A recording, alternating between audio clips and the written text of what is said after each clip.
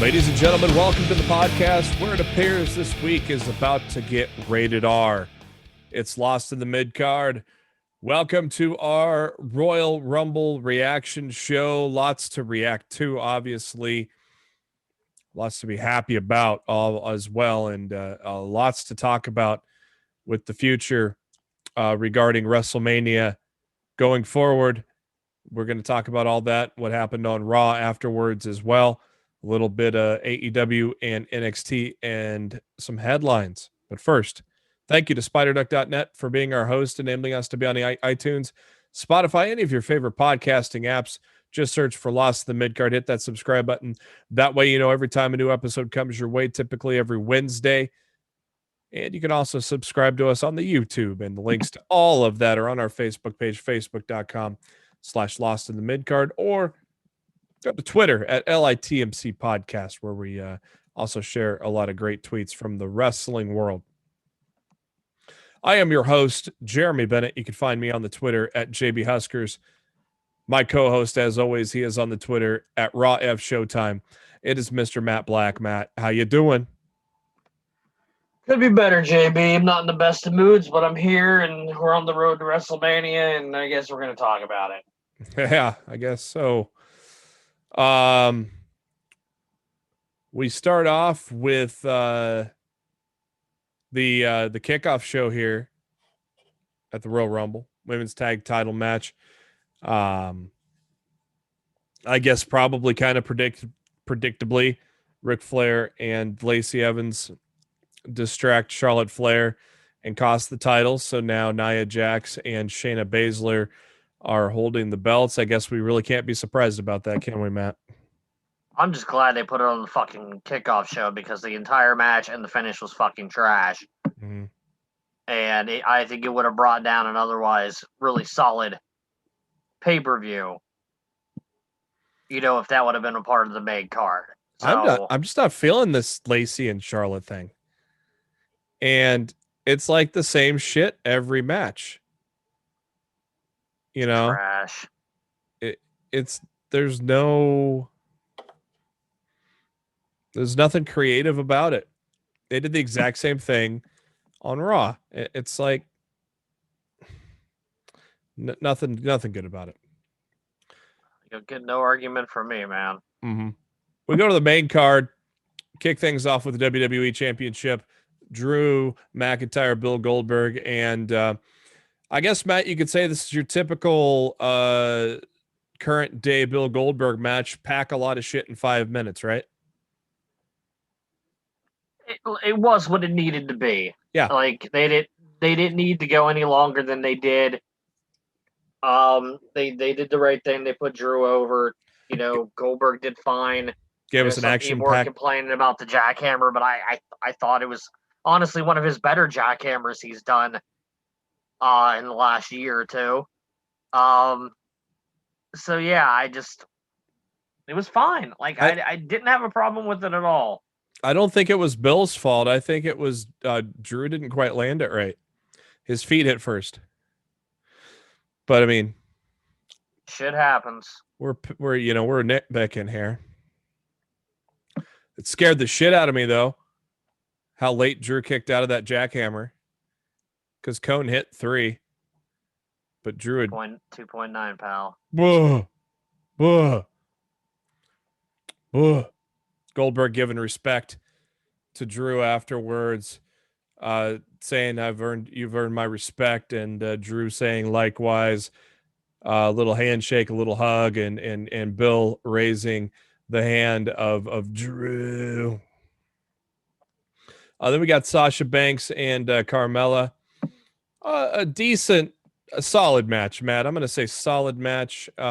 It wasn't great. It didn't have obviously the blockbuster excitement in that the 5 minutes of Goldberg and Drew gave us. It was just solid for me with Sasha retaining. A result I was worried about also going into it, but you know, it was kind of a theme for the night, Matt. We got results that we wanted, surprisingly, for another Rumble where we figured we were going to be bouncing our head off the wall, right? I didn't have a problem with Sasha and Carmella either, beside the fact that Carmella almost broke her damn neck. Yeah. Other than that, I thought the match was fine. Yeah. Carmella and Sasha work well together. And Sasha just continues to prove that she can get a good match out of anybody that she works with.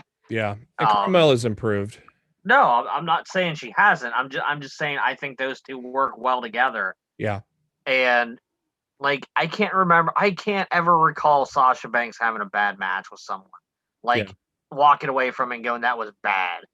Sometimes accidents happen, in whatever, but in the grand scheme of things, her matches are always solid. Yeah. And it was exactly what I expected it to be. I didn't foresee a title change here. Not on the road to WrestleMania. It didn't make any sense for them to even consider putting the title on Carmella at this point of the year. Maybe if we were in June or July, maybe, but this time of year, yeah, I just. Well, we got to give me my wish that I wished for many months ago with Bianca Belair and Sasha Banks. Speaking of which, we got. Well, before we get to that, a little backstage segment with the New Day. Great respect to Brody Lee with their gear, which I hear they're auctioning off for a cause in Rochester, New York as well. So that's pretty cool. Bad Bunny. The gear was very cool. It was. Bad Bunny performing with Booker.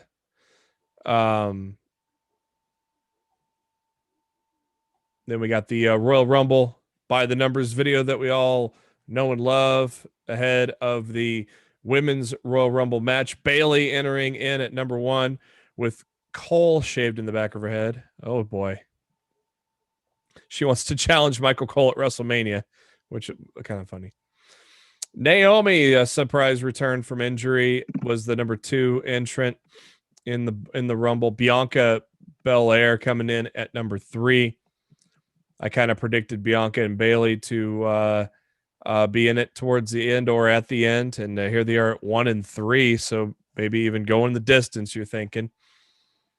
Number 4, Billie Kay, doing her little comment. I was entertained by Billie Kay on the Rumble, Matt.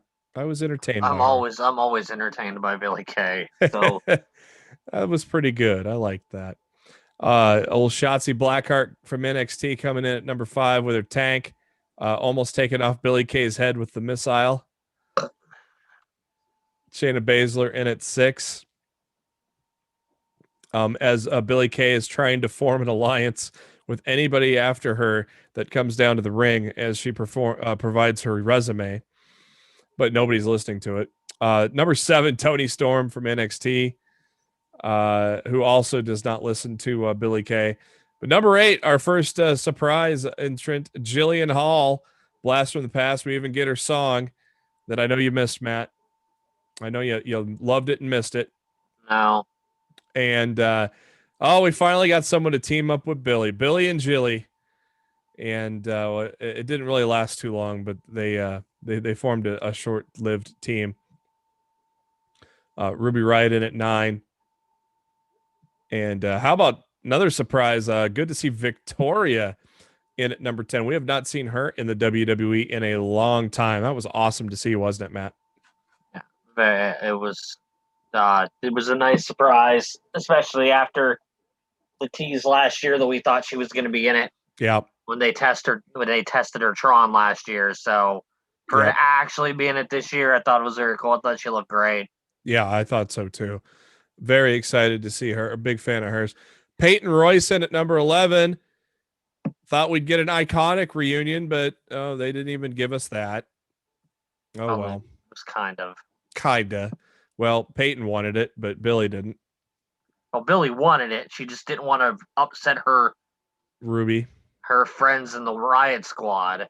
Yeah. So Santana Garrett from NXT at 12, who really isn't around much in NXT, so to speak. So that was kind of a unique entrant. So I was like, oh, she won't last too long.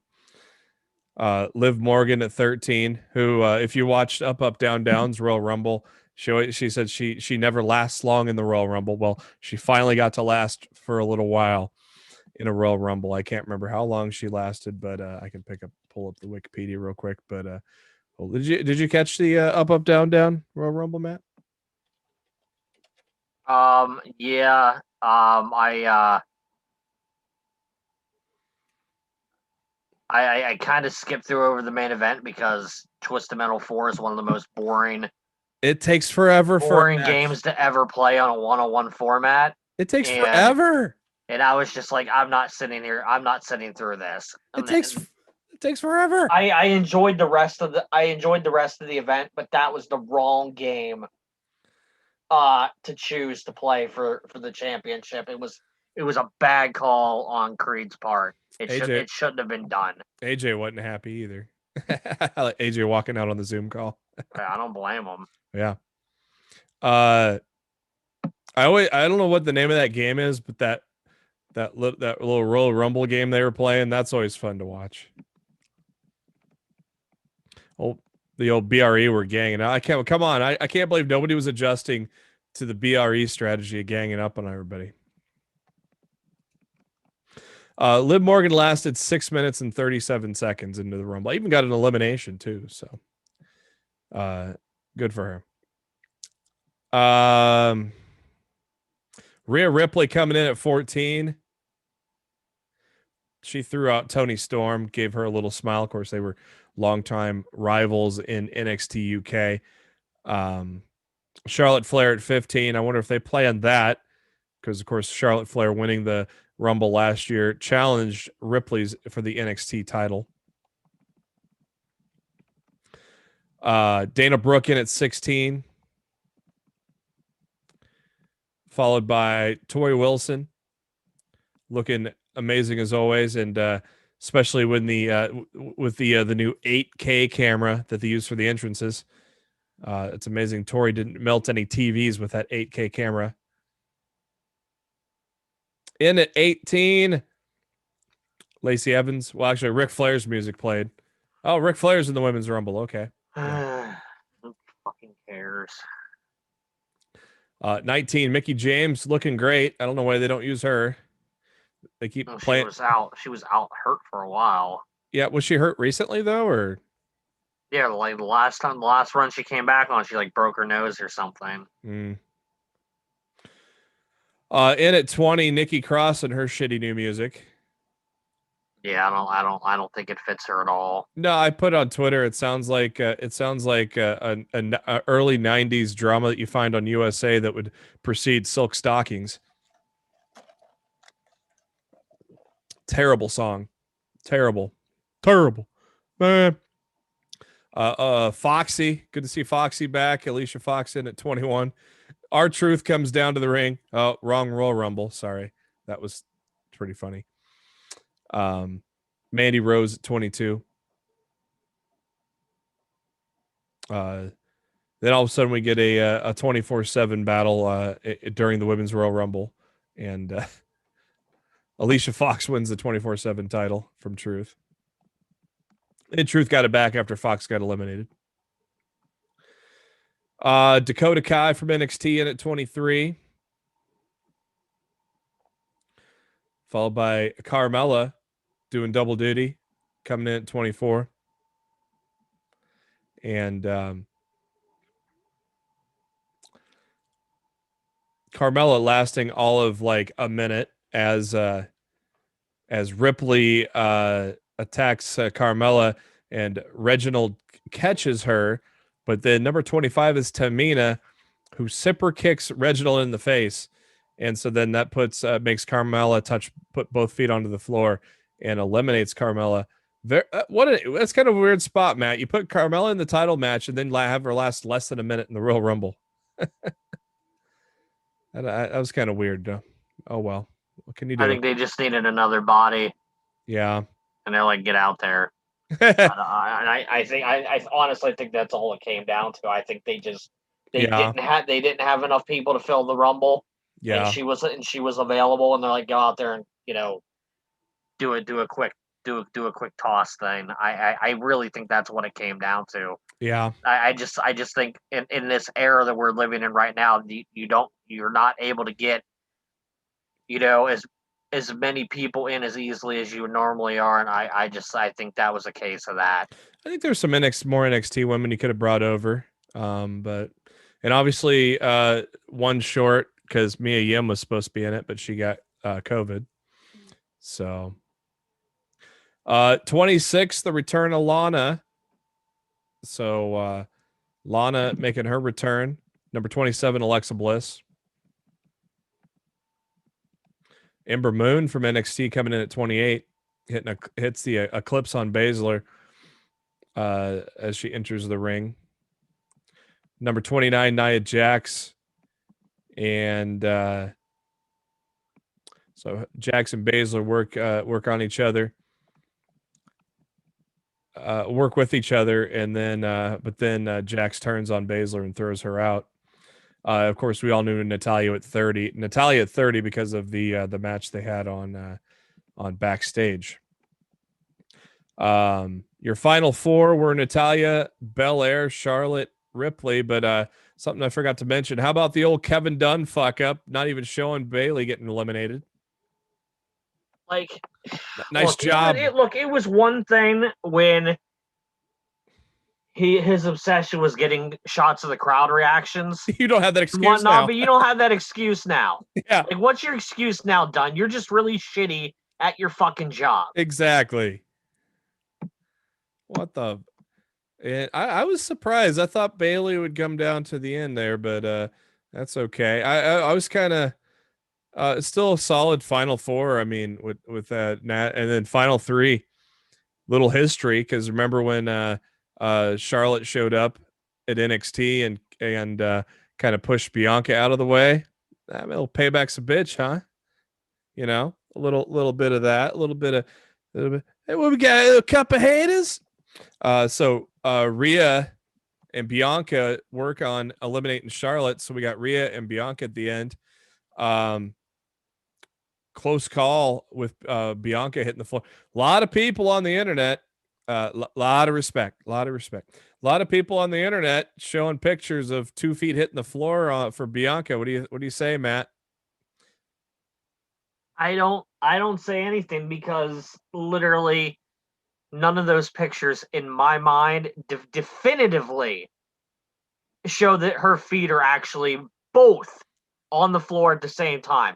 Could one foot scraped while the other foot dangled, and then vice versa? Yes, but nothing I have seen definitively shows me that both of her feet are pressed against the ground at the exact same time. Nothing. Calling the field stand. There's some.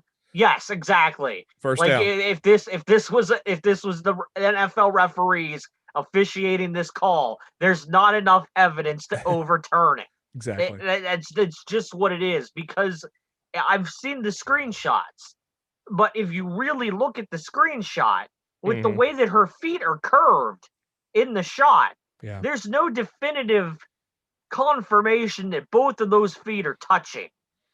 And it's just, people are just, look, if you want to nitpick something, nitpick the last man standing match. And nitpick the referee who stopped the count at 5. Well, we'll nitpick. If you want to nitpick something, you can. You want to nitpick something, you can nitpick that. But don't nitpick that spot with Belair and Ripley. That's just people nitpicking for the sake of nitpicking. Yeah. Get over it. I loved the moment between Ripley and Bianca where they are struggling to get back into the ring, and then they help each other get in the ring, and they're sitting on the apron looking at each other, and they're like, okay, let's get in the ring and fight for it. I just love that moment. It's those moments like that. I don't know if they're ever planned, but it's just those little moments that are pretty cool to see. And so then the women duel it out, and Bianca Belair gets the win after the women's match went about 58 minutes and 50 seconds. Bianca Belair with the Iron Woman at 56-52. No surprise, since she came in at 3 and won the damn thing. Rhea Ripley with the most eliminations at 7. Some notables. Naomi lasted 47 minutes and 39 seconds. Shayna Baszler lasted 41 minutes and 46 seconds. Rhea went 39:06.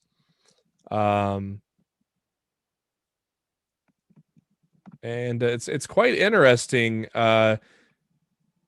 Entrance 21-30. Only 2 of them lasted more than 3 minutes, and that was Tamina and Lana. Lana lasting actually 10 minutes, and of course I forgot to mention Lana.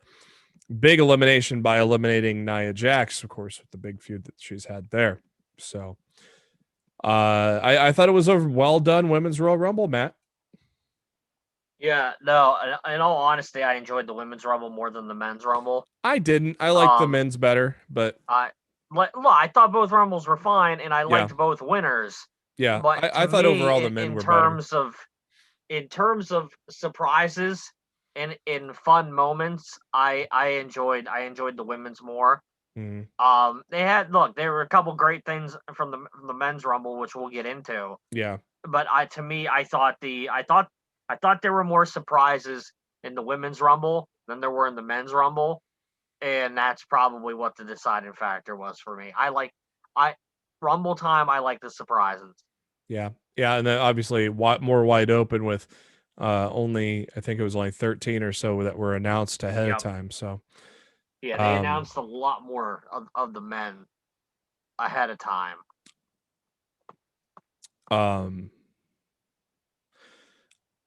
I think it's I would assume it's safe to say Rhea Ripley is going to be on. She wasn't on Raw this week, so maybe SmackDown Friday or maybe Raw in a couple weeks. I don't know.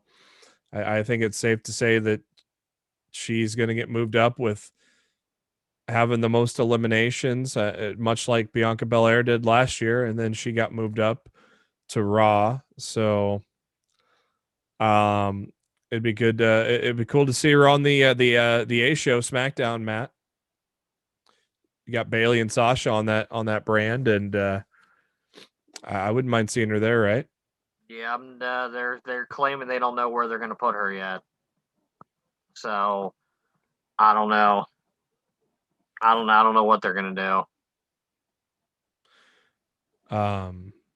But yeah, it was a real good match there.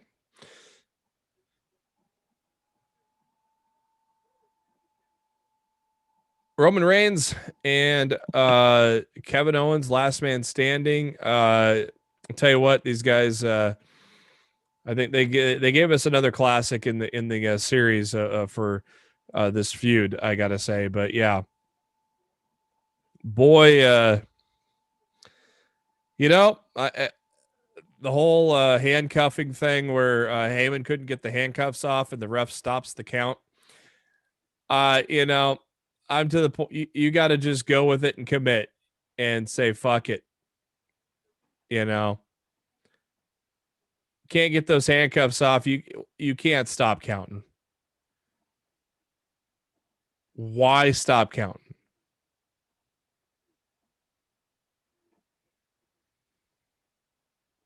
Like I got nothing. There's no good reason to, right?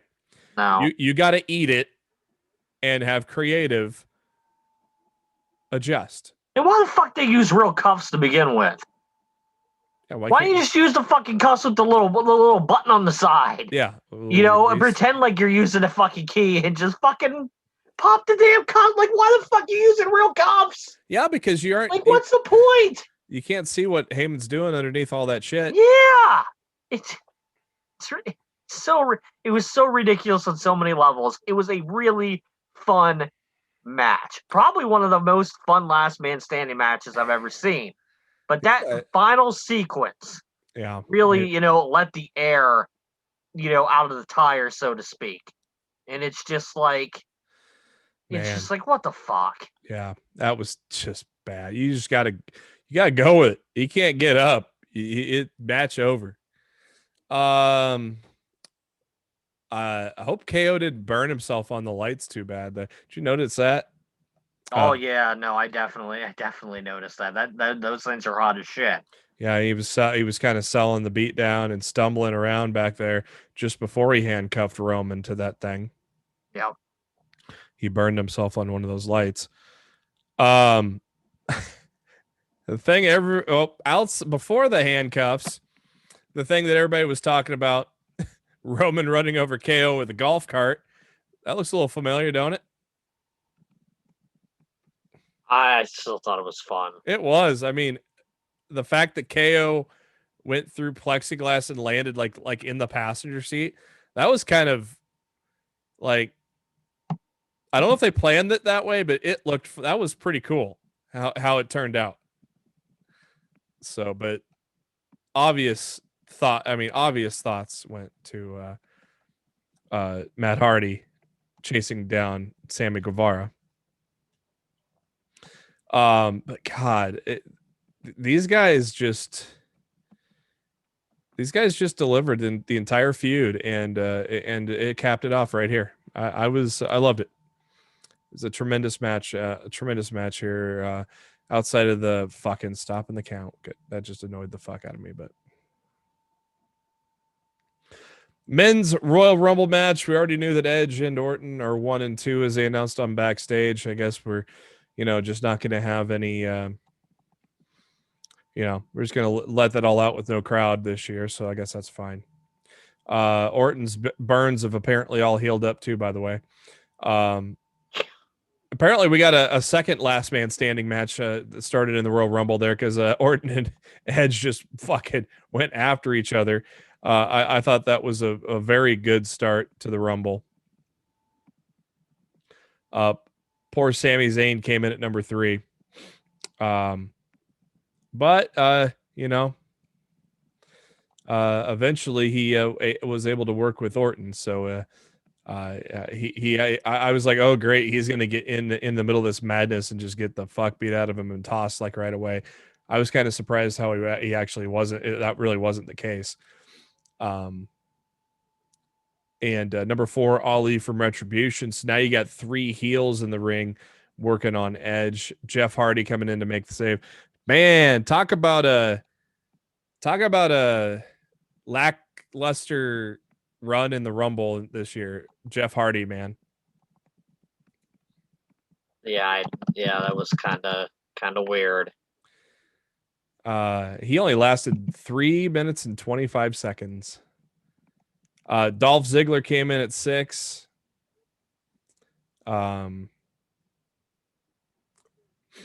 Before Dolph Ziggler came in at 6, Edge drops Orton with the execution through the announce table, and then they kind of Orton plays it off as he's got a knee injury, but we all know that was kayfabe. More on Orton later, but they take him to the back. Ziggler in at 6. Shinsuke Nakamura at 7. Speaking of a guy that had momentum going into it, he sure had a lackluster Rumble here too, didn't he, Matt? He lasted a while. Yeah. But he was pretty unceremoniously taken out of the Rumble. Go back here. Shin did last 22 minutes, but when King Corbin throws you out, that's unceremoniously getting tossed from the Rumble. How about number 8, Carlito, Matt? How about Carlito? I was excited about it, but I knew about it ahead of time. Oh, you did? It wasn't a surprise. It wasn't a surprise to me. I did not know. I did not know. Yeah, no, I knew about it. I knew about it Sunday afternoon. I had to write about it. So Uh, Denise, what's her last name? Is it I don't want to. Salcedo. Yeah, I didn't want to butcher it. I loved it. She's like, why does he do the Apple thing? Oh yeah, COVID. Her tweet last night was hilarious. That was good. Carlito, man, 41 years old. He's fucking ripped, man. Need to get him in a tag team with JTG. Just call them the Swallow Unit or something, man. Carlito did have an apple at the Rumble though. No spitting in it because it's COVID time. Backstabbers for everybody as Carlito comes into the Rumble. Xavier Woods from the New Day coming in at number 9. Big E, Big Wool in at number 10. Big E and Woods teaming up, doing Midnight Hour on Sami Zayn and tossing him out of the ring. John Morrison at 11. Lasting a little longer this year than last year. At least he didn't have to run into Brock Lesnar. I guess that helps. Oh, luckily nobody had to run into Brock Lesnar. Thank God. Number 12, Ricochet, a man who had zero momentum going into the Rumble. Number 13, Walk with Elias. I'm wearing my Elias shirt tonight. Elias at 13. Damian Priest from NXT at 14. Talk about a guy making his debut into the Rumble. Damian Priest had made a good debut, good statement in the Rumble, didn't he? I would certainly say so. And of course we'll talk about Monday Night Raw later, but it looks like some big things heading for Priest on the main roster. But yeah, Damian Priest definitely a good showing on the Rumble. 4 eliminations, lasted about 15 minutes. Bad Bunny came out, distracted Miz and Morrison, and Priest knocked both Miz and Morrison out at the same time. Then Bad Bunny does a little flying off the top rope. So that's cool. Yeah, what they're doing with Bad Bunny, I'd say better than average with what they do celebrities. So I'm not hating what they're doing with Bad Bunny. Though I am hearing that he's gonna have a match at WrestleMania now, Matt. And fine, I don't care. The dude's a fan.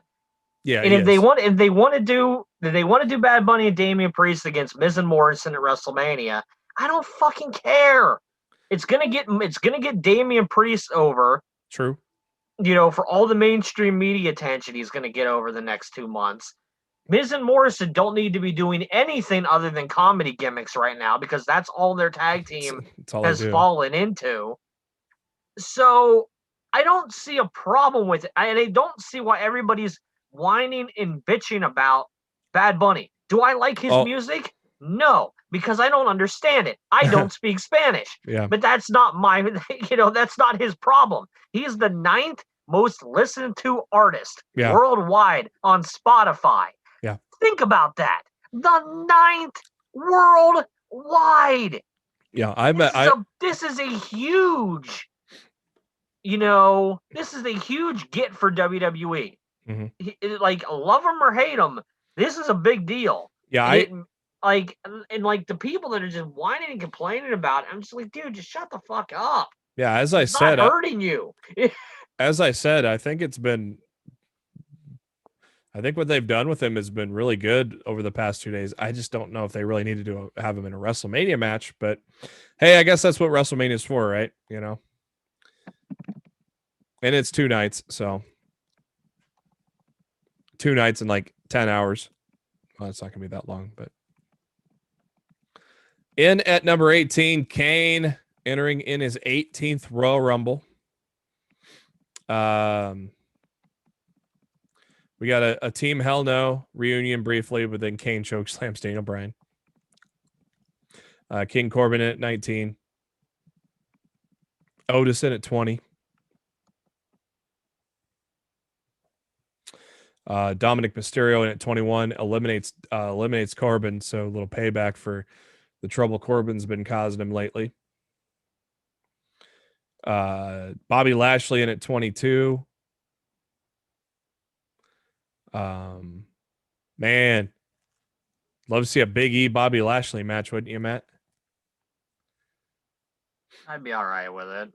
They've been really highlighting Lashley lately. He had a good Rumble, I thought, for the short time he was in it, and looked really dominant with what he did against Riddle on Monday. Stand back. There's a hurricane coming in at number 23. But the big moment, number 24. How about it, Matt? Christian enters the Royal Rumble. This was the biggest surprise of the men's Rumble, because, like I said, like Carlito would have been the other one had I not known it ahead of time. But for me, like the only other real big surprise other than Carlito was Christian. And it was a great surprise. Nobody saw that coming. Like, and I don't care who you are, nobody picked Christian. Nobody in the ring knew to return to the Rumble that night. Like they zoomed in on it. Like nobody in the ring knew it either. Like Christian, like in Christian's backstage interview on WWE.com, he said he was hanging out backstage. Nobody knew he was going to be in the Rumble. So like when you see Edge's reaction, like he's kind of selling. He's laying on the ground and they zoom in on his face. You just see that smile. I fucking loved that moment where you just see that smile come out of Edge as he's coming down the ramp. Nobody knew he was coming into the ring. I thought that was just fucking cool. And Christian looks fucking good too in the ring, man. Cleaned house and a tremendous moment when Edge and Christian hug in the middle of the ring. That was awesome. And truly tremendous moment. Rumor has it this may not be the last we see of Christian, Matt. So no, I heard he's under like a part-time deal. He's back. So like we might not see him every week, but like he's back under a part-time basis. He's not done. And Uncle Dave says that Edge is picking Roman Reigns. So Edge is going to have a little backup on the road to WrestleMania. Like I said, like I've been saying on Twitter all week, give me Edge and Christian against the Usos at Fastlane. Yeah. And fucking A. Do you expect, I'll be super fucking happy about that. Do you expect Jimmy to fall in line when he comes back? What else are they going to do with him? I don't know. You got to do. You can't have the Usos separate. When Jimmy comes back, they're going to be a tag team again. Yeah. So it's either they fall in line or they split. Yeah. Or they can always split afterwards. Or he pulls Jay. I want my Usos versus Edge and Christian match. Damn it. Or he pulls Jay away from Roman. But I guess it makes more sense to just have him join, make Roman stronger. I guess that makes the most sense out of everything. Number 25, AJ Styles with Omos, and Omos, he was a big factor in a couple of eliminations himself on the Rumble, and I thought there was some pretty unique spots there, saving AJ Styles. I kind of liked what they did with Omos there, Matt. I didn't really like him eliminating people, but that's where my main issue came from. I don't mind. I liked him saving outside saving their people. I don't mind that, but the eliminating from the outside, I have a major issue with that. I've always had an issue with that. And somebody pointed this out. It just hasn't changed this year. I definitely had an issue with it this year too. And somebody pointed this out. The guys he eliminated were SmackDown guys, so it's not like they're guys that AJ can start a feud with. Yeah. Sheamus at 27, one of my dark horses to win the match if it wasn't a favorite, like an obvious guy like a Bryan or whatnot. Sheamus in there at 27. Number 28, Cesaro, a lot of other people's dark horse pick. We got a little bar reunion, but then Cesaro dropped Sheamus into the swing. I kind of like that. Return of Seth Rollins at 29 after he took a couple months off following the birth of his daughter. And his wife, Becky, posting a tease of the Gorilla Curtain, getting everybody's hopes up there on the Royal Rumble that Becky Lynch was going to return. We all kind of knew better, right, Matt? Oh, dude! As soon as she put that thing up, I'm just like, yeah. she's trolling, and I love the fact that she was trolling. And, look, even furthermore, people bit it. She was there. Yeah, oh yeah. She was there at the venue. Yep. Because in the very next match, you saw that exact curtain during Kevin Owens and Roman Reigns. She was there to take the photo. Yep. She's not working yet. I'm hearing rumors they want to do her and Ronda at Mania. I've heard some say they're holding her off. I'm totally cool with that. If that's the way they want to go with it. Yeah, I'm fine with that too. I've heard some people say maybe not until the night after WrestleMania as well. No, because then you ain't gonna have fans the night after WrestleMania.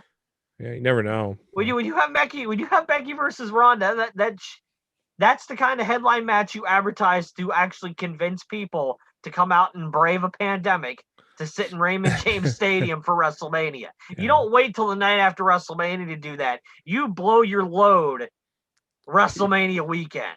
Saturday, Sunday, you need to put the biggest matches you can possibly create out on those nights, because every other night of the year, until you regularly have fans back every week, ain't gonna fucking matter. You said load. I did.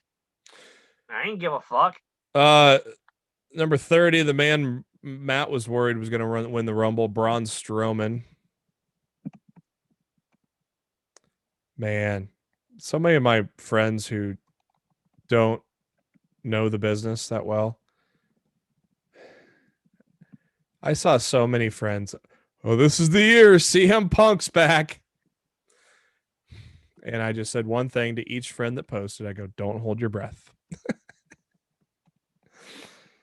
And I even saw it on Twitter before 30.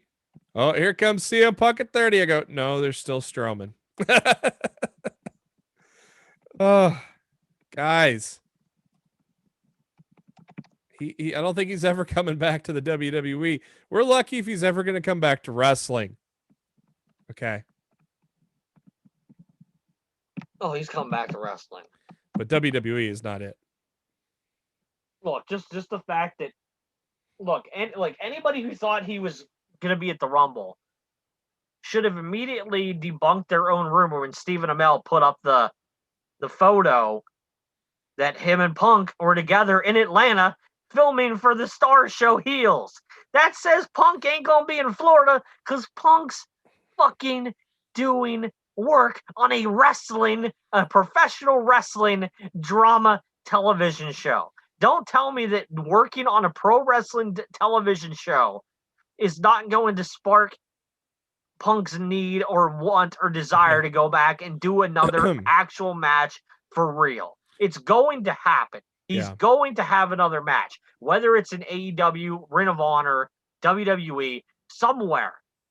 I'm not saying he's coming back full time, but I'm telling you, CM Punk has not wrestled his last professional wrestling match. It's just a matter of when and where it's going to happen. But when it's blatant that he's in Atlanta, don't tell me he's going to be in the fucking Royal Rumble. Will you stop? It's just it's so ridiculous, man. It's so ridiculous. How cool was it, Matt, that Edge and Christian were in the final four of the Royal Rumble? I thought it was awesome. Edge, Christian, Rollins, and Strowman made up the final four. They all gang up. Unless you count. Well, Orton. Yeah, that's right. I forget. The fucking man with the ultimate healing face. Yeah, that baby healed pretty good because he was pretty burnt up on that RKO that when he gave that to Bliss. Did you see Orton's drunk tweets last night? No. Oh my God. There's no way that man wasn't drunk, but he put these tweets out at like 3 a.m. in the morning. Are they still there? Yeah, they're still there. I'll freaking read them to you right now, but before we forget. Drunk wrestler tweets. That's 20 hours ago. there was a video package that Karrion Kross put out on his Twitter. Orton quote retweeted it and said, "Get your ass up here and let's fight and make some money and crack a beer. What the fuck you waiting for? Time? Fuck time. Haha, I'll set my alarm." Oh, I saw that tweet. And then a couple minutes later, he's like, "I think it's fucked up that at Steve Austin BSR hasn't had me on yet. Baddest motherfucker to lace up a pair of boots and probably one of the top goats of all time. Real talk. Where you at, Steven?" I saw a headline that said Orton tweeted at Steve. I didn't read the article though. Yeah. Austin responded. Did he? Yeah, he said, let me see if I can find it. Did he say, he said, patience, Randall. Patience. What? Actually, I binge watched straight up Steve Austin last night after Raw. So I had a couple. I'm looking forward to the Brett Favre episode next week. Brett Favre. Oh, I had a couple. I had a couple of last season episodes on the DVR, so I watched those and then watched the 3 from the current season. I had Dale Earnhardt Jr. and somebody else, and then I watched the Luke Combs and Ice-T and Tiffany Haddish from this season. The Dale Earnhardt Jr. has a western town on his property. It's fucking badass. Love that. Luke Combs is pretty fun. I bet Luke Combs would be fun to party with.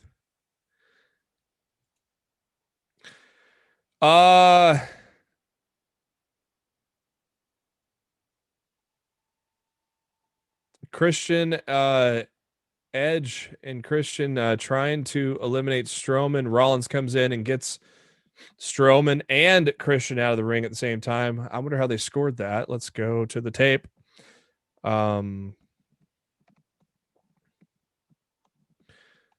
They put Christian at 26, Strowman. So they put Christian eliminated 26, Strowman 27th. So I guess you could say Christian wasn't in the final 4 because Strowman was eliminated after Christian, but weren't they both technically like eliminated at the same time? You could, yeah. The official scoring is Christian then Strowman, but I feel like they were 1A, 1B. Let's give it to him. Christian was in the final. Let's give it to him. Christian was in the final 4 of the Royal Rumble. Yeah, we'll say Strowman was the 5th. Fuck him. And like literally, fuck that big dumb son of a bitch. Literally seconds later, Rollins I wonder if Rollins was supposed to balance a little bit and he couldn't hold on, because that was like literally right after Strowman and Christian went out when Rollins went out. That was so like there was nothing to it, and of course we go, oh, Edge won, oh my god. Most of us knew Orton was still around. Were you worried when Orton hit the RKO? No. Okay. Because if they would have done that, I think the internet would have burned itself down. Because look, I know there's people out there complaining of the fact that Edge won, and I still don't understand those people that are complaining about it. Yeah. But it would, like, the reaction would have been 1,000 times worse had Orton been the one to win that match. And then Ty Austin. Is anybody ever going to tie Austin? Right. Eventually. Charlotte probably. Before she's all said and done. Probably Charlotte will. Good point. Good point. But yeah, I mean, it'll happen. It's just not going to happen right now. So apparently Rollins shot up from a plus 1,200 to a minus 120 on betting sites for the Rumble day of. Oh yeah, because WrestlingNews.co reported that he was there. Yep. That's what happened. It definitely swung the vote to Rollins. And I was like, well, look, what I said at the time, I was like, well, if they bring him back with the burn it down gimmick and they put face Rollins against the heel Roman for Mania, I can get behind that. But the second he came out with that fucking shitty ass Messiah music, I'm like, no, fuck this. He can't win. He's not winning. Let's just move on and ignore it. I love the joke. So I love the joke because it's the open is so similar to Bailey, and Bailey's entering the men's rumble because their opens are so much alike. Edge defies the odds, comes in at number 1. Is this only the second time, or is it the third time? Third. Third. They don't want you to remember about that guy from 04 that did it. Oh, Mr. Benoit. Yeah. And of course, the first one was Rey Mysterio. Correct? Am I right? Yeah, Rey. No, Rey was number 2. Oh, Rey was 2. Oh, Shawn Michaels. Shawn Michaels, Chris Benoit, Edge, and that's why they flipped. That's why they flipped the numbers. Because on backstage they announced that Orton was number 1 and Edge was number 2, and they wanted another guy for their stats videos that won the Rumble at number 1. That's why they flipped Edge to 1. It's so funny that they have Orton as his official time as 1 hour 32 seconds, yet he was resting for 55 minutes of that. Yeah. Man, how amazing is that? Man's been away for 7 months, lasts over an hour in the Royal Rumble, comes in at 1. We all on our show last week basically said he ain't winning. And he does. How about that, Matt? Just how about that? Amazing, ain't it? I thought he did great. And I really don't understand anybody that had a problem with him winning. I just don't. Like, look, he's back with he's got a full-time contract, dude. Yeah, I thought it was 5. I thought it was 5 matches per year, but they must have changed that. No, from my understanding, Edge has a full-time contract. Okay. And I believe he said in some interview this week that he's going to be on TV weekly. I wonder if that was the last year. No. I know I saw something where it said he was only like on a 5-match contract per year. He must have changed. I think that was inaccurate information. I think that's something that came from Mr. Meltzer. and he always more often than not gets his contract information wrong. Like they said, like they reported that Riddle hadn't signed a new deal with WWE when Fightful confirmed today that he did in fact sign a new deal back in December, when Wrestling Observer reported like a week ago that he did not. So, look, Meltzer can get some things right sometimes, but when it comes to contract news and information, he's more wrong than he's right. Man. When it comes to most eliminations, well, there is a 4-way tie. 4 people had 4. Big E, Damian Priest, Seth Rollins, and Braun Strowman. Bobby Lashley had 3 eliminations. Edge with 3 eliminations. Then that's it. Christian with 2. Kane with 2. King Corbin with 2. Everybody else had 1 or none. As we mentioned, obviously the Iron Man Edge, start to finish, hour and 32 seconds. Who do you think spent the second most time in the Rumble, Matt? Man, I don't know. We're not ignoring Orton. Jeff? Riddle, 31-17. Oh, I thought you said the littlest time. No, second. No, I knew Riddle was in there for like 30 minutes.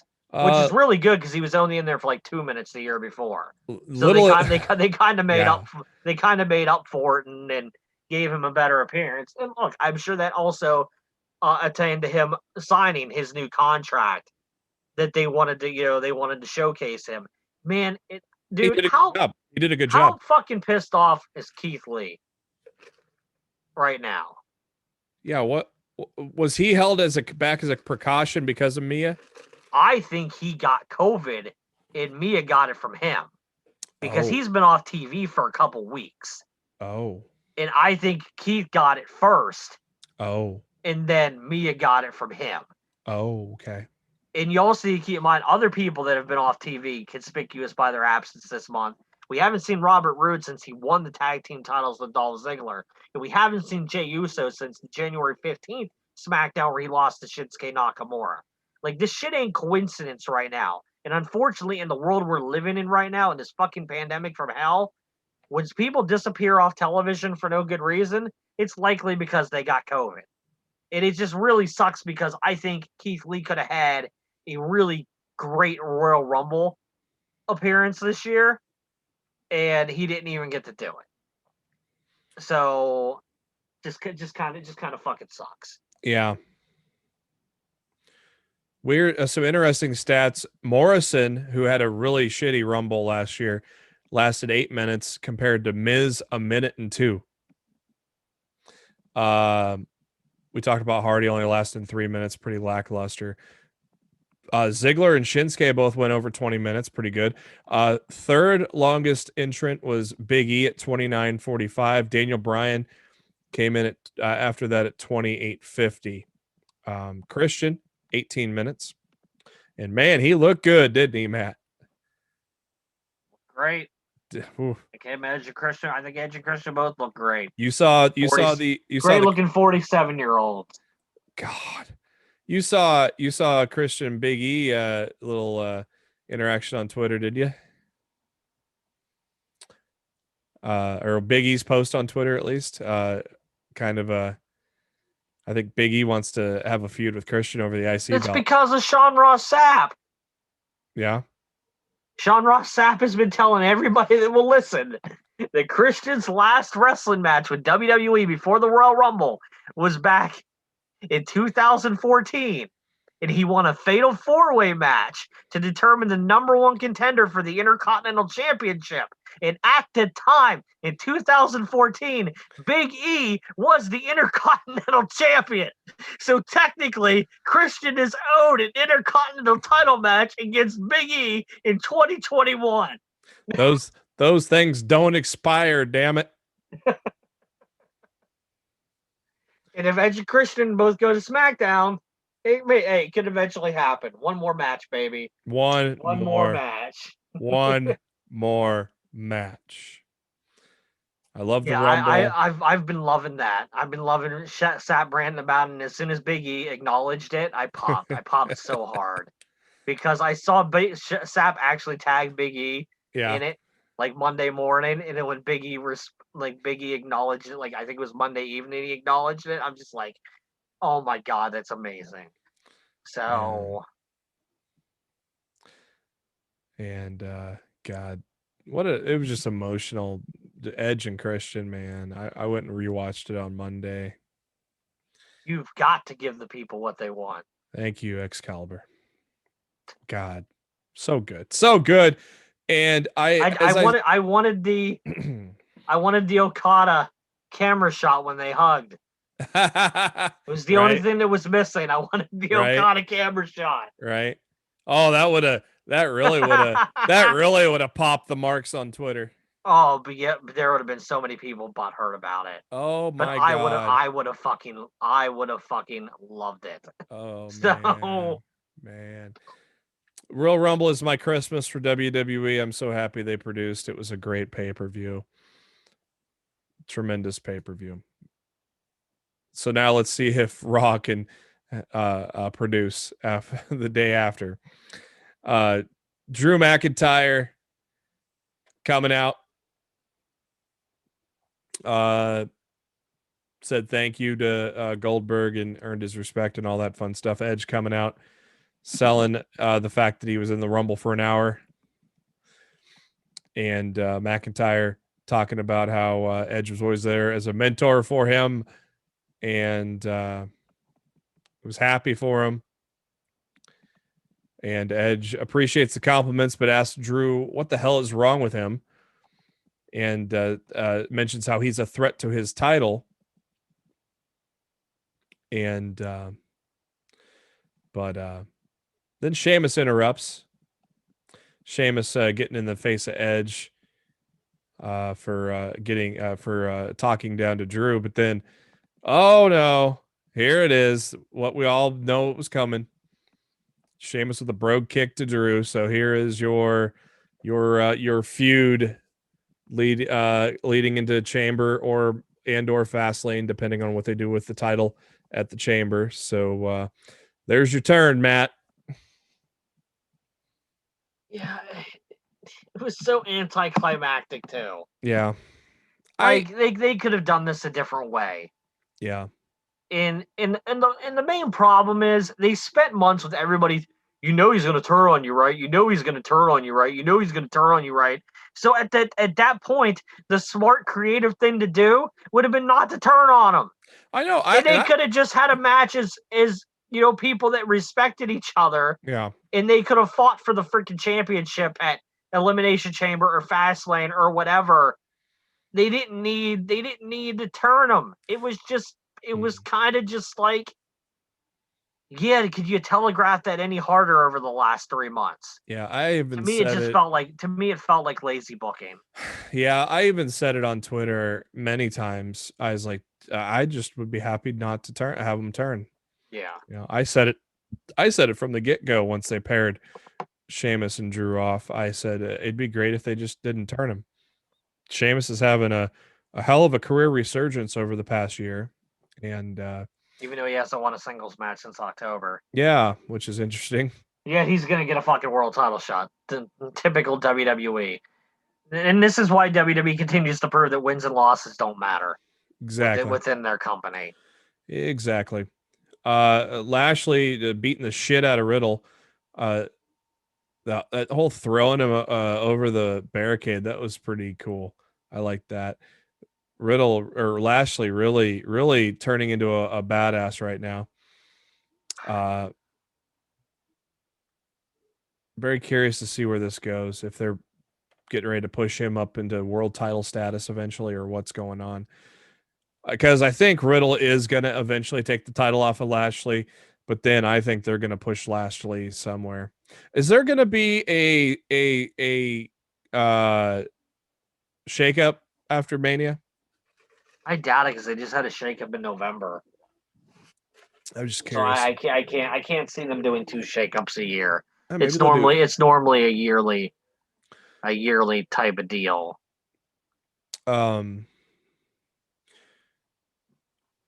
Fancy ass car pulling up into the arena, a Bugatti. It's Bad Bunny. Bad Bunny in the house. Refs check on Riddle, who has no idea where he's at. I'm Batman. Randy Orton cutting an excellent promo. I always love those promos at Orton backstage. How about this? We don't announce this ahead of time, but half an hour into the show, we're going to say Randy Orton versus Edge. This made no sense. This made absolutely no sense. Like I told the people that I work with when they announced this on the show, I was like, why in the fuck do you have Edge compete on Raw for the first time in over a decade, and you're not advertising that shit all day long on social media? It blew my mind. Typical that they Vince made this decision. Typical Vince on Monday probably put that in last minute. Unbelievable. But it makes complete sense that they did it, because Orton is going to try his best to make sure Edge doesn't make it to WrestleMania. But yeah. Well, not anymore. It's done. Well, duh. Still real to me, damn it. Fuck off, Orton. We're done with this shit. I haven't gotten there yet. I'm going to the Blue Brands line to see your stupid burnt face anymore that burnt one week and not burnt the next. As I mentioned in the open, the week of Rated R, he's going to be on NXT tomorrow. Like, don't tell me this is not counter programming to Beach Break. Yeah. Like, don't even bother trying to tell me that this shit isn't being done because of Beach Break tomorrow night. Like, nothing you could do could convince me that is not the reason why Edge is on NXT tomorrow night. Stupid idiots. Yep. He's going to probably tease that he might choose Balor, which would be fucking awesome, by the way. But we all know it's going to be Reigns. But it would be fucking awesome if he chose Balor. Don't get me wrong, but we know better. This is exactly what Matt said. This is the counter program beach break. So Xavier Woods took on Mustafa Ali, and hey, Kofi's back.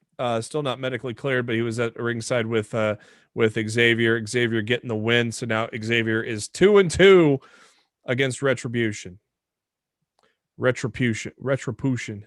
What was that? What was the name of? What was the name? Retribution. Miz TV with Bad Bunny. They continue to try to get Bad Bunny. Try to do a partnership with Bad Bunny, and we get comedic bad rapping from Morrison. It was and Bad Bunny doesn't want any of it. So then it turns a little violent, where Miz and Morrison threaten some violence on Mr. Bunny, and then the lights go out, and we get our Raw debut of Damian Priest, and sets up Damian Priest against The Miz. Looks like a star, man. He took out a former world champion in 4 minutes. He looked good. I think Vince is licking his lips at this guy right now. And, I hope so. He is. They're pairing him with Bad Bunny. I think they're both Puerto Rican, so it kind of really makes sense too. The fact that they're pairing them together, and not many people know who Damian Priest is. I think by coming to WrestleMania, a lot of people are going to know who he is. So I saw guys like Bully Ray giving him his props because they recognize how the long road he's had, paying his dues to get to this spot on Raw. So it was very cool to see. Lucha House Party took on the Hurt Business for the tag titles. No tag title change there, but a very, very good, nice little tag match. But man, counting down the days before somebody turns on the Hurt Business between Benjamin and Cedric. Oh boy. I would assume they're probably going to boot Shelton out of the Hurt Business, is my guess. Eventually, but whenever they lose the titles, that's just my guess. Triple threat. Was this number one contender match, Matt? Or just for the women's tag titles? Yes, number one contender match. And again, another stupid interference with Ric Flair and Lacey Evans, which led to Charlotte. I'm so fucking over it. Which led to Charlotte walking out on Asuka. Okay, that makes a lot of sense. Dumbest fucking shit. Walk out on like seriously, Charlotte, you were gone for 6 months and you came back and you're allowing this to be your fucking creative direction right now. It's fucking trash. You're walking out of on a possible retain get your titles back. You're walking out because Lacey Evans is wearing your dad's robe and your dad's fooling around with her. Kayfabe. Which is dumb. Which is dumb enough as it is, because they've acknowledged on WWE programming that Lacey Evans is married. There are commercials airing on WWE programming with Lacey Evans and her daughter. It's oh yeah, I'm not feeling that angle at all.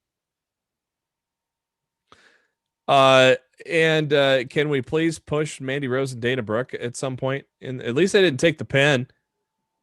I rather would have seen Dana Brooke take the pin over seeing Asuka have to take the pin. Yeah, that was weird. Naomi, I just wish Mandy could separate and do her own damn thing. They're never gonna let that tag team do anything. Like, if you didn't let freaking Sonya and Mandy do something, you're never gonna let Mandy and Dana do anything. Naomi and Lana, your new number one contenders, which I like. It's going to be interesting because obviously there's history with Lana and Nia Jax and Shayna Baszler. Naomi and Lana as a team. I like the entrance where they both did the slide. Eventually, Naomi kind of like drug her down the ramp. I thought that was kind of funny.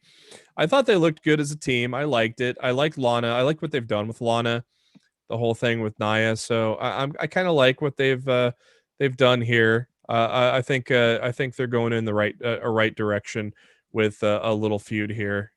So I don't hate that at all, to be honest with you. Drew got a little emotional with Charlie Caruso about the turn. Come on, Drew. We've been telling you that it's going to happen, and now you get all emotional on us. Come on, right, Matt? Yeah, it is what it is. Like, look, I think the match is going to be good. Oh yeah. But I hate the way they went about it. To me, it's going to be awesome. It's going to be an awesome match. I mean, again, Sheamus has had a career resurgence. He was a nominated Marquee Award for Rebound Wrestler of the Year, which was won by did MVP win that? I think MVP won that. I think so. How about this tag team? Jeff Hardy and Carlito. That's an interesting tag team. They faced Elias and Jackson Riker. They feuded for the Intercontinental title many moons ago. Can they ever separate Jeff from Elias? Apparently not. It's fucking terrible. Oh, creative. Edge cut a promo. Ecstatic that he won the Rumble. Coming back from a torn tricep, outlasting 29 stars, going from bell to bell. But there's a black cloud named Randy Orton over his head. Talks about how he won the match. Talking about how Orton loves to talk crap about loving Edge's family. But he's looking forward to putting Orton in the rear view so we can go to the main event of WrestleMania. And then, of course, the announcer shields that this will be one last time Orton and Edge, just like Cena and The Rock was once in a lifetime, right, Matt? This will be one last time, right? Yeah. I never need to see it again. I never do, but I'm not going to believe that it's one last time. We'll just keep them on separate brands and we won't have to worry about it. Yeah. Alexa Bliss and Nikki Cross and her terrible music. I don't know why they keep going back to this match either. I mean, we've kind of pounded this into the ground. Alexa Bliss winning a match there. Main event, Edge and Randy Orton. Considering Edge went an hour in the Royal Rumble, he goes 15 minutes with Orton here in what I thought was a real good main event. So a hell of a 24 hours for Edge here. Looked great, and boy, the end of that with Alexa Bliss having some liquid coming out of her mouth. That was some creepy shit, wasn't it? It was to me, it was pretty fucking lame, but it was interesting. Some people having some Papa Shango flashbacks. But that distraction caused Edge to hit the spear to win what was, I thought, a good main event to Raw. I'll tell you what, though, Matt, it was a better than average Raw, but I mean, shit. I would agree with that. It's a low bar, so low bar. I was tired as fuck after work today, so I did not watch Impact. How was Impact tonight? It was fine. Heard there was a couple. I feel like the last 2 weeks have just kind of been kind of there. I hear Mike Johnson said there were 2 returns. Who returned tonight? Fucking Mahabali Shera. With Rahit? Yes. Did I not tell you that it was going to be Shera? Unfortunately. I told you. Who else returned? I'm trying to think. Oh, ODB. Oh, we knew ahead of time. Yeah, we knew she was coming back because she revealed it on with Chris Van Vliet. Well, hopefully next week I'm not tired and we'll get watch. Yeah, the show was fine. Like, I mean, it was still better than your average, typical shitty Raw. But, like, to me, like, when you had such a high, really great show 2 weeks ago, I just feel like they haven't been able to touch that level again. And it's just kind of just like, I want to see you get back to where you were 2 weeks ago. Yeah. And maybe it's a case that they gave us too much then, and now it's just like, oh, this is just kind of basic now.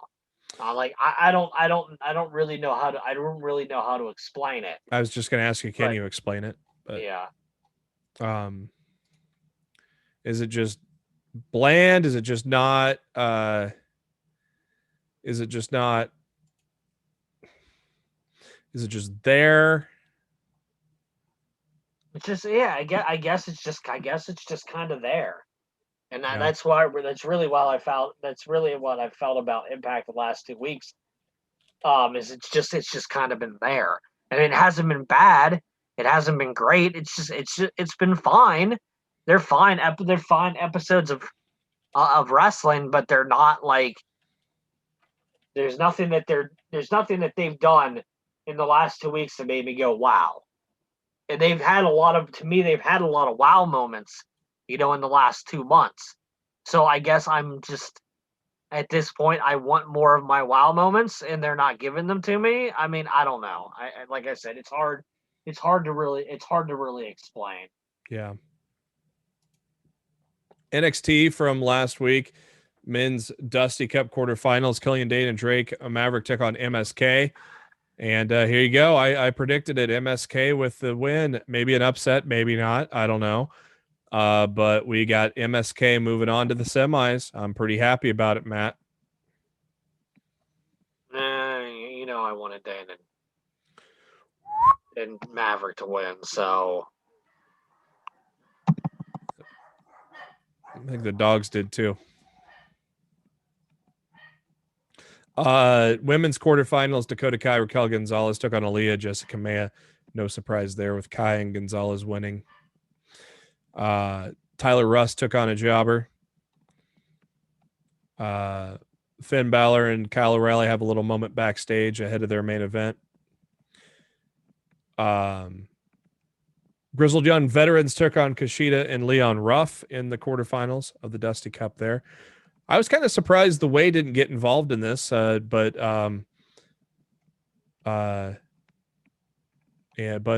Grizzled Young Veterans just win clean and defeat Kushida and Ruff. They pin Ruff, and I'd assume just Kushida then now focuses on Gargano ahead of TakeOver, right? I suppose. I will not be. I think I would not be surprised if God, Grizzled Young Veterans are like heels though, so I was like, I wouldn't be surprised if they win the whole thing. God, I wonder if MSK wins the whole thing now. No. Undisputed since they're feuding with Lorcan and Birch. You feel like they're gonna win? Because it's either that or Legato. So it's going to be Legato probably beating Lucha. So then you got Legato against MSK. And we got Undisputed taking on, I don't know who. They're taking on Ciampa and Thatcher. I could see them winning the whole thing. Ciampa and Thatcher. Yeah. And I mentioned that on last week's show. Yeah. With what we have left now. Yeah. I could see them winning the whole thing. Yeah, I did mention on last week's show that I could see Ciampa and Thatcher winning the whole thing once I learned that they were paired together, because I didn't even know they were paired together until Matt told me last week, and I'm like, they need something for both of those guys to do. To be perfectly frank, and look, and running them as a tag team for a while ain't the worst idea in the world. No, I like that little sit down that they did. Like it's like the usual Ciampa promo, but Thatcher joined him. I kind of like that. I kind of like what they did there. I thought it was cool. Kurt Stallion got beat up. We know who did that. And an angry Regal. That sounds like a fun term. The angry Regal came in and yelled at Legato. What I found interesting was Santos Escobar found a tarot card. Carrying cross. Why is there a tarot card? I'm a little confused. I'm intrigued on this. He did shit like that in Impact as Killer Cross when he left his mark on people. It's the same thing. There's just a different spin on it. But he's not because Scarlett's with him now. But he's not cruiserweight eligible. Is he? Just go around. He freaking called out Delgado Phantasmo, like knocked Karrion Kross on NXT like 2 weeks ago. So, it's just him responding, essentially, in my mind. I wonder if he costs Santos and somehow Stallion surprisingly wins the title. Maybe. I mean, to me, the whole Stallion thing is stupid as fuck, because the man's yet to actually have one single solitary match on NXT, and they expect for the NXT audience to know who he is and to care about him. It's really fucking stupid. Yeah, I think he's had a match on NXT, but it's like been jobber matches. I don't think he has. Really? Okay, I thought don't. I thought he had a jobber match on there, but maybe not. Tony Storm cutting a promo. Io Shirai comes out. They battle. Then Mercedes Martinez comes out. So I think we're definitely looking at a triple threat at TakeOver. I'm okay with that. I wonder if they're put the title on Tony at TakeOver, Matt. Maybe. I mean, Io's had that title for. I'd be okay with it, but I don't know if that's the plan. I mean, God, how long has Io had that title? To pushing 240 days. June 7th of last year. TakeOver in your house. Swerve took on Bronson Reed. Decent little match there with Bronson getting the win. Next week on NXT, Lucha House Party takes on Legado. Undisputed Era against Ciampa and Thatcher. And then we got our main event. Finn Balor, Kyle O'Reilly took on Birch and Lorcan. Pretty good main event there with Balor and O'Reilly getting the win. After the match, Pete Dunne shows up and the heels outnumber and beat up on Balor and O'Reilly when Cole and Strong come in to make the save. And the Undisputed Guys and Finn Balor standing tall in the ring to end the show. I was almost expecting maybe a 2-sweet between Cole and Balor. Let's just get the Bullet Club started on all brands, Matt. Yes, another thing for Tama Tonga to bitch about. When he was standing side by side with him, I was expecting it, man. Dynamite, Lance Archer, Eddie Kingston, starting things off. Fun match as always with those guys. I thought it was a great match. Mm-hmm.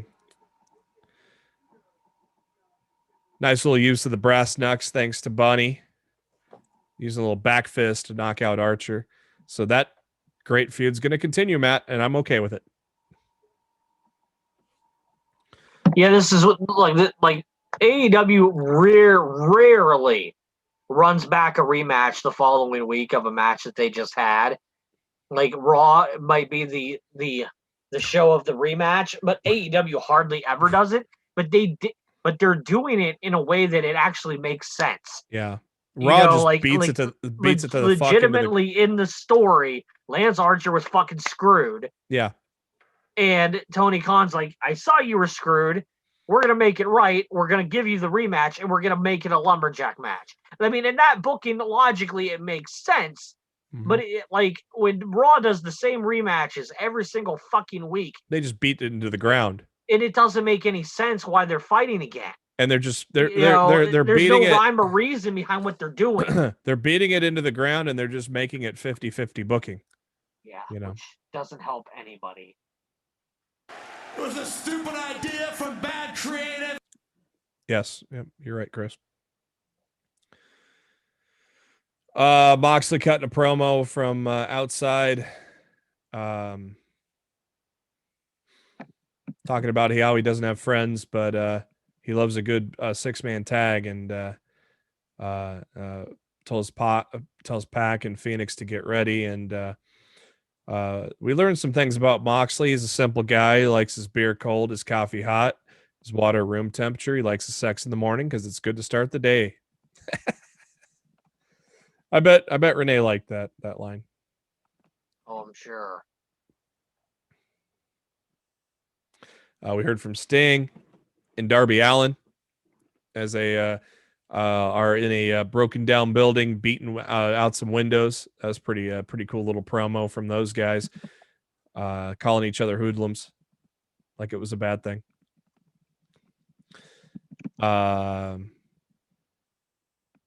Jericho and MJF took on the Varsity Blondes after that. I think Jericho pulled off a lion salt and stared at the camera to talk to the marks that were talking about how he almost broke his neck last week. So I think that was exactly what he was doing at the end of that match. At least that moonsault was a little better.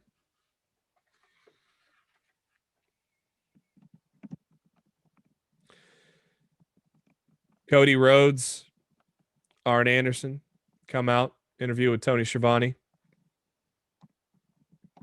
They were talking about how at Revolution it should have been him and Brandy against Jade and Shaq, but life happens, and then we got a baby daddy chant.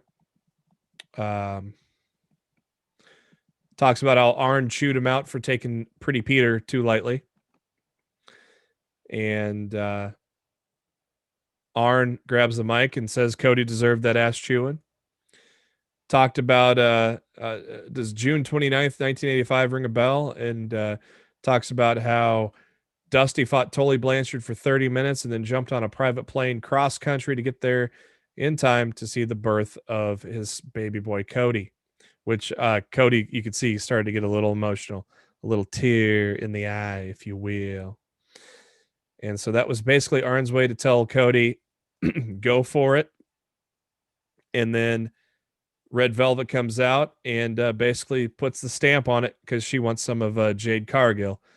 And so I really liked the Red Velvet promo. And apparently, according to the numbers, that was the highest rated segment of the night, Matt. Really? Yep. That was the highest rated minute of the evening was Red Velvet's promo. Wow. Yeah. I don't even know what to say to that. I don't know either. But there you go. Like, she definitely gave Jay Cargill an education on how to fucking talk on the microphone. I mean, I definitely can say that much. But the fact that was the highest rated part of AEW last week kind of makes me sad. I saw because there was a lot of great shit on that show last week. I think Cody tweeted that out, or somebody retweeted it. Cody retweeted it from something. Yeah. Ryan Nemeth, brother of Dolph Ziggler. Baby Dolph Ziggler. Yeah, don't call me Baby Dolph. Exactly what he is. What is his nickname? I forget what it was. Hollywood Hunk. Hollywood Hunk. That's right. I was here's the thing, Baby Dolph. Oh, look at if you don't want people calling you Baby Dolph, how about you don't rip off all your fucking bigger brothers mannerisms in wrestling moves, and then maybe we won't call you Baby Dolph. Oh boy, fucking Mark.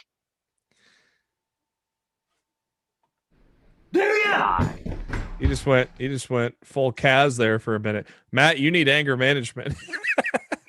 Dude, I told you before we got on the show tonight. I was grumpy. I was not in a good mood, and I didn't know what the fuck I was gonna say tonight. I feel like I've been tame.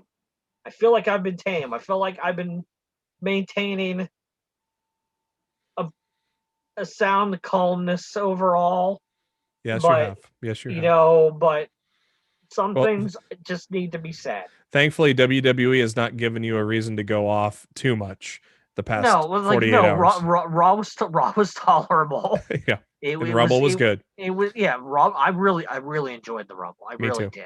Me too. And I thought Raw was fine. Like it wasn't a great show, but it wasn't a terrible show. It was a good show. It was a good average Raw, and I'll take a good average Raw over a shit Raw that feels like it's 8 hours long. Yeah. Any Monday ever. So yeah, I mean, look, besides the kickoff show on Sunday, no wrestling has gone out of their way to absolutely offend me this week. Nothing on Sunday, nothing on Monday, nothing on Tuesday. My mood doesn't really have to do with the actual product on TV. It has to do with other things outside of the product on TV. We're not going to talk about that because that's not this type of podcast. Hangman Page gets the win after about 6 minutes. Not sure if there's a future for Ryan Nemeth into the ring, but in AEW, but I thought he looked decent. God, I was trying to figure out. He was fine. I was trying to figure out where the fuck I'd seen him before, and it's like, well, Ring of Honor. It was hard. I was a hardcore when I used to watch the pay-per-views He worked in ROH and it was House of Hardcore. He worked in FCW and NXT like back in 2010 to 2013.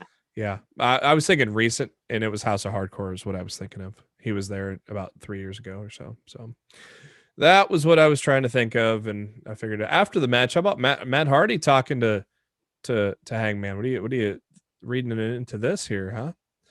Think Hangman Page goes for the big money? Hangman's the belle of the ball. Yep, he's got. That's all this storyline is. Everybody wants the services of Hangman Page. He's the free agent. And eventually he will hopefully align himself, with the Dark Order, and everything will be great.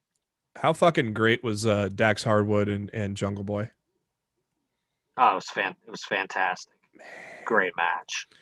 Long way to go, but early candidate for match of the year. Obviously, going to have a lot of matches after this, but let's just say early candidate for match of the year. Tremendous. After the match, they took a little Fuji, threw some sand in the eyes, a little salt in the eyes or something to Luchasaurus, and beat down the guys. And for that, they announced management announced that FTR is suspended for this week. But holy crap, Jungle Boy and Dax Harwood put on a fucking show. Go and watch it if you have not seen it yet.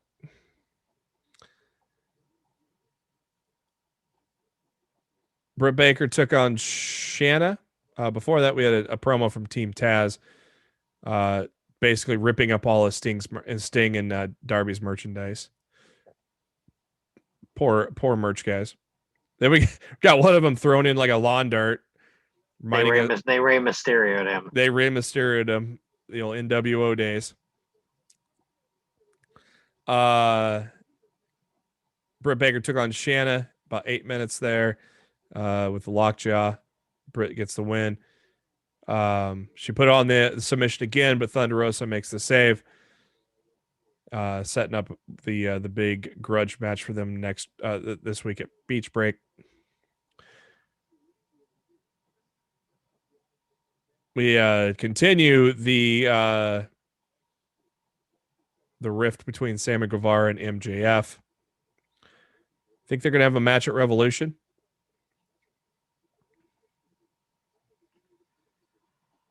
I don't know. There'll be some kind of inner circle implosion at Revolution. What they're gonna go with, I'm not 100% certain yet.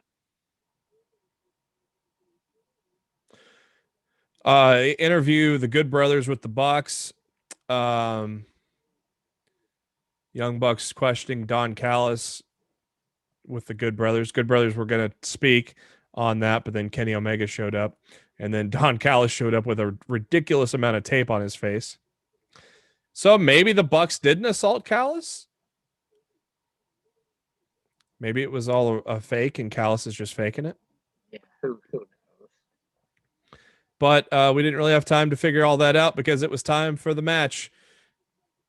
Young Bucks enter, and it's Young Bucks and the Good Brothers taking on Silver, Reynolds, Uno, and Stu. and it was your main event of the evening, and very good main event with again Silver impressing. I mean, that hot tag where he basically ran through the Bullet Club on that hot tag, he looked pretty damn impressive, I'll tell you what. But in the end, Magic Killer by the Good Brothers on Uno. Young Bucks hit the Meltzer driver on Stu. That probably wasn't the worst bump Stu took if you watched BTE this week. That was the best. That was the best Anna. That was the best Anna bump of BTE this week. That fucking push was tremendous. So the Bucks and the Good Brothers win. And after that, Phoenix comes out, and boy, Phoenix has some balls coming out there to attack 4 guys at once, huh? Why the hell not? Why the hell not? Moxley, I didn't know if Moxley was there or not, but Moxley shows up, and Omega came out to attack Moxley, but Moxley was ready for it. Hits the paradigm shift, and we go to end of show. Yet another good Dynamite in the books, right, Matt? Yeah, I really enjoyed Dynamite last week. I thought it was a big step up from the week before. And I really do. I expect Beach Break to really deliver Wednesday night, and I hope that they do. Beach Break, speaking of that, is tonight. If you're listening to the podcast here, February 3rd, on the card, as we just mentioned, Eddie Kingston, Lance Archer running it back with a lumberjack match. We have the wedding of Kip Sabian and Penelope Ford. What can go wrong? Wedding. There's never anything that goes wrong at a wedding in a wrestling, is there, Matt? Look, Mira's dumb enough to bring Charles Taylor along with him to this wedding. They deserve anything that goes wrong that happens. I think Orange Cassidy's going to do a little something at this wedding. Just a hunch. Battle Royale. Winner gets tag title shot at Revolution. Your challengers are Acclaimed, Dark Order, Santana Ortiz, Private Party, Top Flight, FTR, but not anymore. Jurassic Express, Jericho, MJF, Sammy Guevara, Hager, and the Young Bucks. And if the Bucks win, they get to name their challengers. I think the Bucks win, and they challenge the Good Brothers. There's a lot of different people they could challenge. That's what I think. You they agree? Could challenge the Good Brothers. They could challenge SCU. They could challenge FTR. They could challenge the Motor City Machine Guns. There's plenty of options there for if the Bucks win. Do you agree that the Bucks are going to win? Out of the teams that are in there, it makes the most sense for them to win. And if I'm the Bucks, I don't announce my opponents immediately. I wait a week or two. Let the anticipation build, but we'll see what happens. Thunder Rosa, Britt Baker, and then 6-man action. Omega and the Good Brothers take on Moxley, Pac, and Phoenix. Let's go into some headlines before we go home. Edge tweeting out this evening, "I'm in Orlando to visit my wife. Then I had a thought.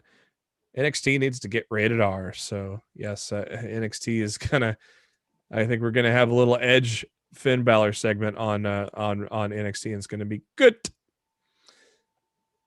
Impact Wrestling hits a YouTube milestone. They just crossed 4 million subscribers. So very cool. They mentioned they had quadrupled their subscribers over the last 3 years. Speaking of Impact, their viewership went up a pretty good amount, up to 186 from last week's numbers compared to 147 the week before. Last week, AEW fell while NXT rose. Very close numbers, but AEW still wins 734 to 720. In the demo, 18 to 49, AEW won 0.29 to 0.21. So NXT got a big bump in the demo, by the way. They went from 14 to 21. Yeah, they had a lot of I think the average wrestling fan is very much enjoys NXT's women's division, and it was featured quite heavily last week, and I think it reflected in the numbers. Very curious to see the numbers now with Beach Break versus Edge showing up. SmackDown continues to be strong. Well, strong in terms of recent numbers, comparatively speaking, for the WWE. 2.228 for their go home show for the Rumble, which was actually slightly down, but they've been holding that, but still holding pretty steady there from the week before. Raw saw a little bit of an increase the night after the Rumble. Still a paltry 1.89 million. Very they did not lose too many people into hour 3, or their hour 3 was pretty strong compared to the last 3 weeks before that. But man, that Raw viewership is so low, man. It's crazy. Yeah, even going up this week following the Rumble, it still wasn't as good as their ratings were like 2 weeks ago when the show was trash. It's just like, oh boy. Amanda Huber was on the on AEW Restricted and basically set the record straight with Brody Lee, and kind of basically gave a recap of everything of what happened to him. If you want to go check that out and kind of hear the story from her, from yourself, if you want to. I'm not going to go into it at all.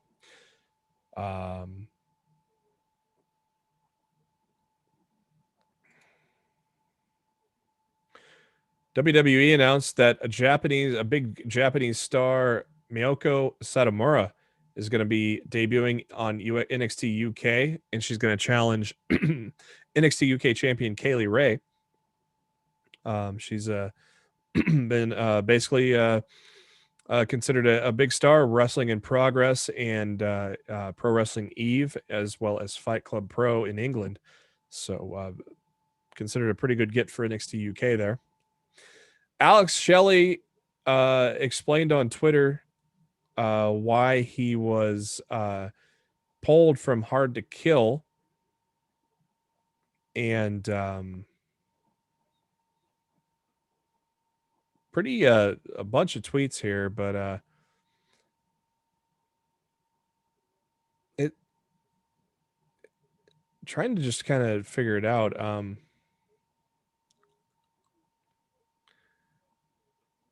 It's not his full-time job. Yeah, as a he's a physical therapy clinician, and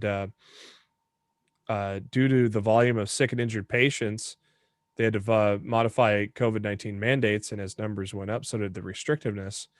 And so he couldn't be at Hard to Kill due to the career, and said he respected the company's decisions by the surgeons and doctors, and was unable to travel until he was vaccinated. So, basically put his career ahead of the wrestling there. So can't blame him at all for that, Matt.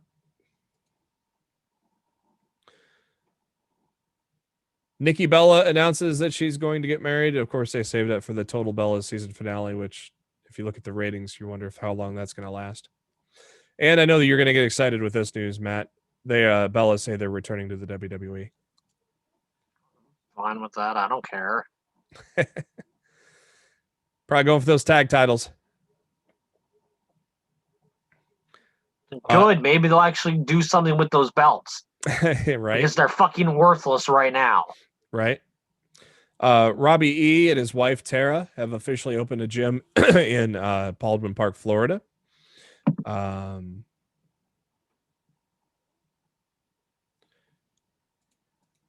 And let's see. 2 Ring of Honor stars signed new deals. The Bouncers, Brian Malonis and Beer City Bruiser, have come to terms to stay with Ring of Honor. I also heard that Session Martina is also re-signed. Turned down WWE because she wants to keep the integrity of her character. Because we all know what in WWE, you ain't going to keep that, right? Yeah, probably not. Congrats to Stu Bennett, Wade Barrett, as he has officially become a citizen of the United States of America. And we've been waiting for it for a while, Matt, and finally it happened. Jon Moxley and Kenta face to face, and now it's official. February 26th, episode of New Japan Strong, as part of the New Beginning USA Tour. Moxley will defend the IWGP United States Championship against Kenta. Boy, will that match be awesome. Certainly should be. Sasha Banks gets her own Star Wars action figure based on her character from The Mandalorian. So that means I think she probably would be the first person ever to have a WWE action figure and a Star Wars action figure. That might put her in history. I can't really think of anybody else that would have done that. Yeah. According to Mike Johnson of PW Insider, lots of work done today on a WWE video game. Representatives of 2K are set to be at the Royal Rumble. Told that talents are doing voiceovers for the next edition of the game. Plans are for the most of the roster to be scanned as well. So I'd assume 2K is moving forward in 2021 after taking last year off because, well, 20 was a shit show, wasn't it? Broken piece of garbage. And Battlegrounds really wasn't what we were hoping for either, was it? It's so repetitive. And so repetitive, and all the characters feel that like there's 4 different character types, and just everybody feels the same. Yep. Like if you pick 2 people with the same thing, like if you pick 2 brawlers, they have the exact same fucking moveset besides the sig and the finisher, and it's not good, man. Like I'm sure if you're playing it's like a 4-player couch party game with your friends, I'm sure you can have a lot of fun with a game like Battlegrounds, but playing that game as a solo player experience, it's just fucking boring. And they 2K'd it up with fucking boring. They 2K'd it up with microtransactions too. Yeah, well, we all knew we were getting that from the creators of NBA Playgrounds. Yeah, that. I mean, that really didn't surprise me. No, but it made me enjoy the game even less. So good job, I guess. Trying to message a friend of mine. There we go.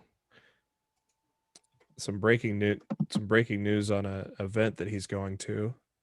He's going to WrestlePro Alaska, and they moved there. They're moving it from Anchorage.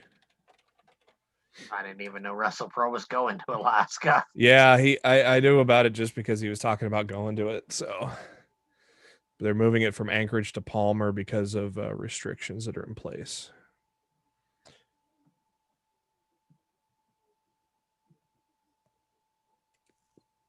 Three documentaries have been filmed at the Royal Rumble. They're conducting interviews for future documentaries on Big E, Edge, and Goldberg. Love to see a little chronicle or a 24 on Big E. That'd be fun to see.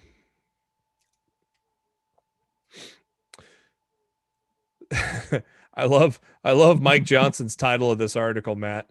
We already talked about it, but CM Punk returns to the ring, but not for WWE.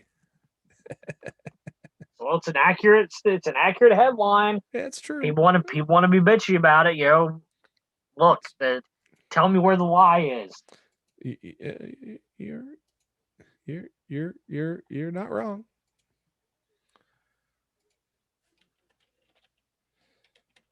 You're not wrong.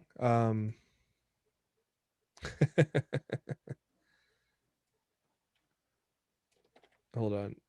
My buddy did not even know about it. So I'm just sending him the whole article for Mike Johnson. There we go. Hey, you're not wrong. Is that even are they filming still season 1 and it hasn't debuted yet? I haven't kept up on it. Of what? Heels. Is that still yet to debut? No, it has not debuted yet. They're still filming. I don't have Stars either, so yeah. John Cena, you'll see John Cena in the Super Bowl as he'll be in a Mountain Dew commercial. Mountain Dew's new watermelon flavor. I guess I'll try that, see if it's as legendary as they call it. But John Cena going to be in a commercial for that. And John Cena also in an interview with Sports Illustrated said he will be missing WrestleMania 37 as he's going to be busy filming Peacemaker for HBO Max, which is, I believe, Peacemaker's a DC universe type deal. Yeah, he's also in the Suicide Squad movie as the same character. Yeah, I think it's pretty cool what HBO Max is doing with the Warner Brothers movies. I want to check out that. I've heard some pretty good things about the Denzel and Jared Leto movie that just came out Friday. I think you get 30 days to watch it before they pull it, like they did with Wonder Woman 1984. So I can't wait for Zack Snyder's Justice League to be complete utter dumpster fire, so everybody will feel stupid for all the years of them wanting to release the Snyder Cut. You think it's going to be a finally dumpster get what fire, they huh? want, and I think it's going to be trash. Yeah, we'll see. Rated. It's got today. News broke on that. It's rated R. They do.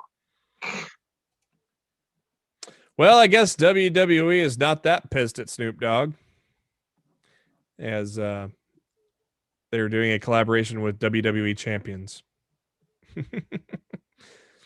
A game I put away a long time ago. Yeah, I haven't played it in ages, but I did retweet the tweet and said if he doesn't have the Snoopy splash, what are we even doing here? So You're right. It's got to have the Snoopy splash. It's got to be his finisher.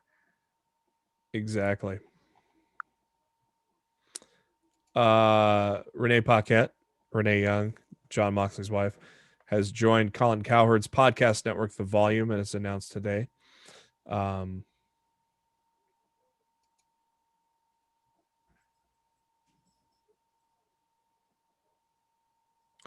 Christian, talking about Christian, his first in-ring action since 2014.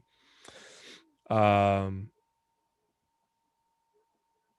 not scheduled to appear on Raw, as you see, he did not. Belief is he's going to be working a part-time schedule, as we said. He was secretly cleared a week before the Rumble after a visit to Pittsburgh, and kept it a secret, as he mentioned in a prior interview. Only a small amount of people were aware ahead of time. So I wonder if Edge did know. Maybe he didn't. I think Edge knew. Yeah. We're going to get a WWE Untold on the APA. I bet that'll be interesting. There's some good stories, I bet, there. So WWE has released a trailer for that on their YouTube channel. WWE champion Drew McIntyre is releasing a memoir called A Chosen Destiny. It's going to be released in April in the UK and May in the United States. Speaking of the APA, WWE Network is releasing a best of the APA, so you can go check that out.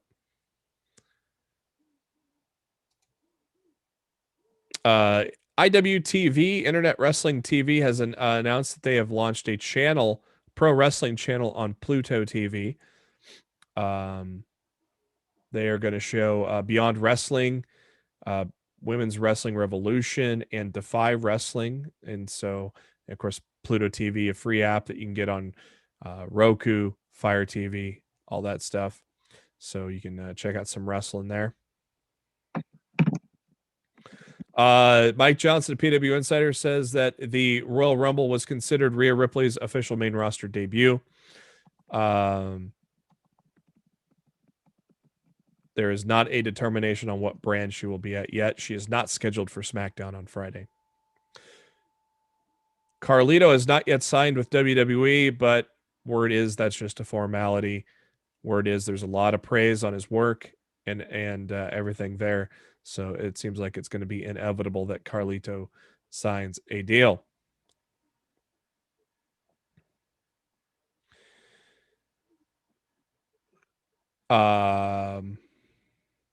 looking there. Nothing more on Bad Bunny. Just knowing that he'll probably have a match at WrestleMania 37. Congrats to Joaquin Wilde from Legado del Fantasma on the birth of his daughter, Raquel Marlena, sorry. So congrats to Joaquin there. Lars Sullivan gone from WWE. So PW Insider has confirmed that, quietly released last month. And obviously they brought him back after a lengthy absence, and then he disappeared again. And the official, as we wrap things up here tonight, the official word from AEW management: upon further review of their conduct after Jungle Boy versus Dax Harwood, FTR suspended from competition for 1 week, thus out of the beach break. That's all, folks. Tag team battle royal. They were replaced by Silver and Reynolds. So there you go. That's going to do it for this edition of Lost in the Midcard. And thank you to SpiderDuck.net for being our host and enabling us to be on iTunes and Spotify and any of your favorite podcasting apps. Search for Lost in the Midcard. Hit that subscribe button. That way you know every time a new episode comes your way. And typically on Wednesdays. But if you subscribe, sometimes we come at you at a special day. So that way, you'll know. And we're also on the YouTube, so you can watch the video version of our podcast.